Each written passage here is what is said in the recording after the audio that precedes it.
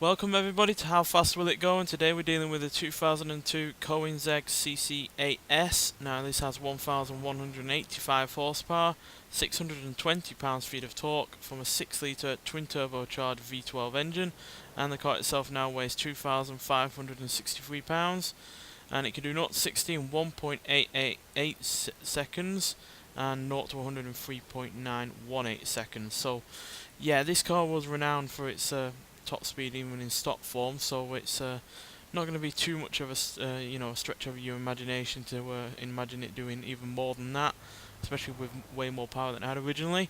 But it's going to be interesting to see what it can do in comparison to other cars in this series, because obviously the likes of the Porsche 911 Carrera S, which was a former leaderboard leader before the McLaren F1 toppled it in the previous episode, had way more power than this. So yeah, it's going to come down to whether or not it can handle the power, and also whether or not it's enough to actually get it, to a good rate of speed. So yeah, nonetheless, let's get out there and see what it can do.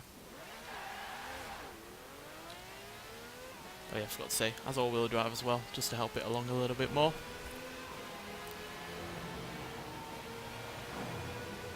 So yeah, there's 220 already.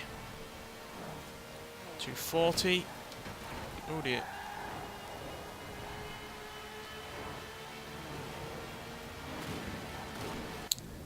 Goddamn Focus straddle in the middle of the motorway there. There's 255, 260,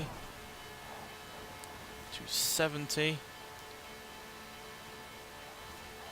272. Oh dear. Barriers, get out of the way. So 272 mile an hour is mightily impressive. That puts us in third place at the moment. So let's see if we can move up a position, because I don't think we're going to beat the McLaren, but that Porsche is well within our sights.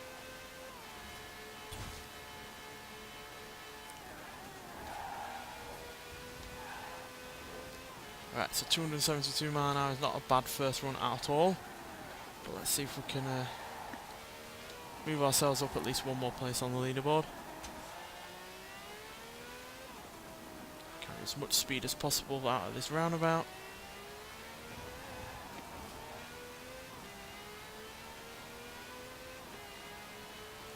Really is ballistic in terms of acceleration, even when we're going more than 200 and odd mile an hour. I mean, look, we're still climbing at a rapid rate at this speed. Even when it shifts into 6th gear, it's still, climbs at a decent rate.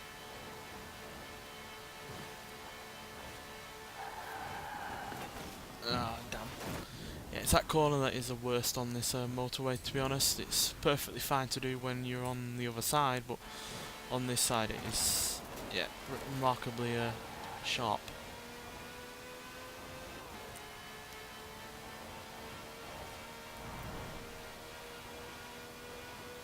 Come on.